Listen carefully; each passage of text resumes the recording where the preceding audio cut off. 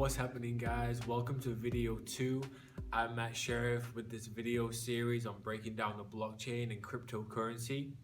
So you should have just come from video 1, and we really broke down what the blockchain is in terms of being a digital ledger and being a series of blocks that verify and timestamp all the things that go on within the network to keep everything trusted and where it should be.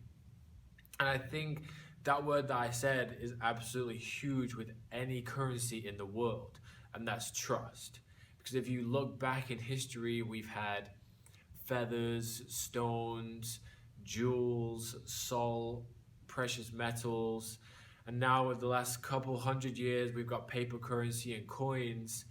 And now we've moved to more of a digitalized sense of currency. So much has been used to trade with in the past. It's just that we constantly evolve to try and be more efficient.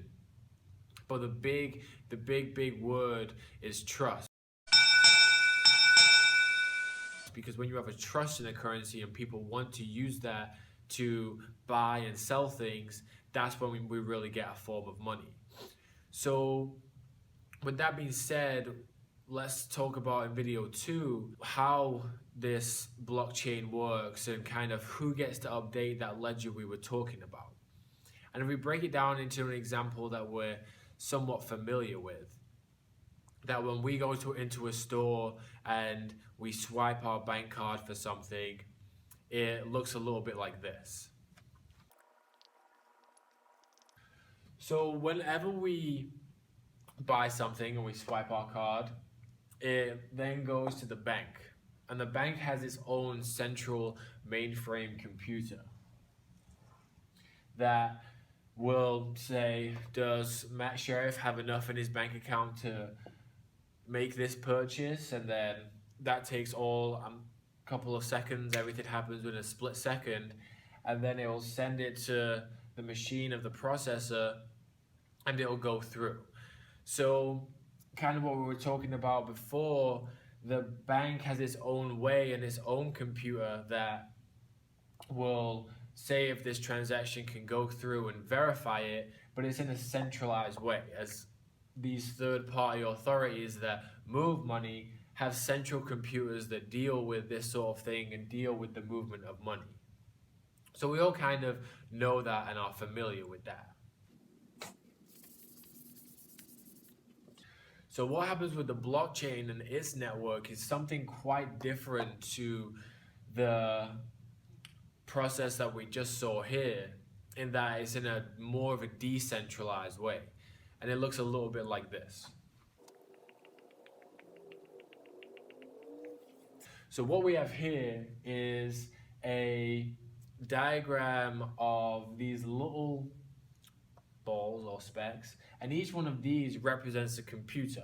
So let's say this is the world, and each one of these little dots represents a computer within the system, and every single one of these computers has an updated record of the blockchain. So the blockchain obviously knows where everything is at within its system, and all of these computers have an updated version of that. So let's say in the last example, I use cryptocurrency to buy something. Then what happens is all of these computers start to talk to one another and verify the transaction and see if it should go through.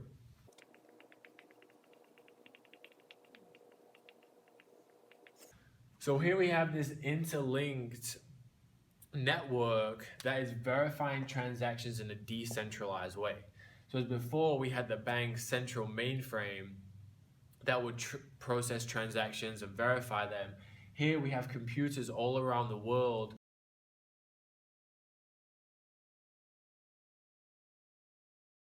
that have an updated record of the blockchain and are now verifying transactions and seeing that if it should go through, and if I have enough money in my wallet to send it to this address, and if this address is acceptable to gain that money, then this is what happens within this network. And you can see that it's in a decentralized way, that all of these computers are in different locations, but they're talking to each other to come to a consensus on what should happen with the transaction.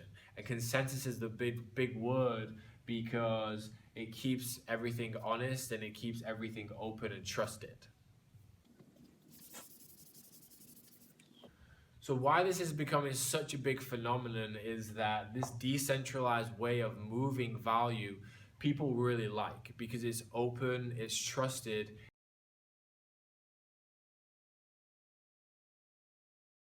You don't need a third party authority to be able to move information and move value and move money in the form of a bank or PayPal or Western Union. You can do it through this decentralized way of computers, regular laptops that have this updated version of the blockchain within the network that can verify the movement of value, which is absolutely huge and a big reason for this that keeps growing, and this blockchain technology keep being researched by different companies and banks, and one of the big reasons why cryptocurrency is really taking off. So that's it for video 2. I really want you to take away how this blockchain works in the form of it being a digital ledger, the way that the blocks build up with one another and verify and timestamp, and then how in a decentralized method the network of computers that have an updated record of the blockchain come together to verify transactions. So in video 3, we're going to go over how cryptocurrency can be its own monetary system and go over a couple of concepts for you to understand how cryptocurrency works and the way that it functions in exchanging value. So I'm Matt Sheriff. This is it for video 2. I'll see you on video 3, and I hope this is starting to come together a little bit for you and what the blockchain is, and as we get into cryptocurrency and how this thing kind of all comes together. So I'll see you on the next video.